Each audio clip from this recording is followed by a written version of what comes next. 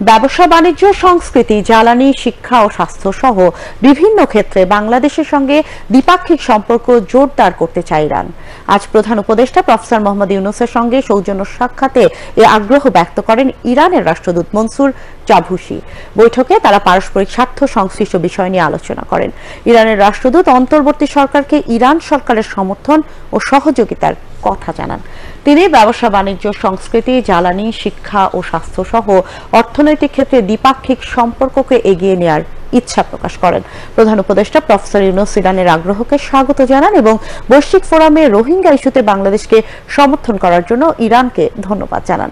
এদিকে বাংলাদেশে নিযুক্ত ডেনমার্কের রাষ্ট্রদূত ক্রিস্টিয়ান ব্রিক্স মোলার এর সাথে সৌজন্য সাক্ষাতে শ্রম সংস্কার ও ম্যানগ্রোভ গবেষণায় ডেনমার্কের সহায়তা কামনা করেন প্রধান উপদেষ্টা প্রফেসর মোহাম্মদ ইউনূস। ডেনমার্কের রাষ্ট্রদূত অন্তর্বর্তী সরকারের নেতৃত্ব গ্রহণের জন্য প্রধান উপদেষ্টাকে অভিনন্দন জানান। রাষ্ট্রদূত ডেনমার্কের প্রধানমন্ত্রী মেট ফ্রেডরিকসেনের একটি অভিনন্দন পত্র প্রধান উপদেষ্টার কাছে হস্তান্তর করেন।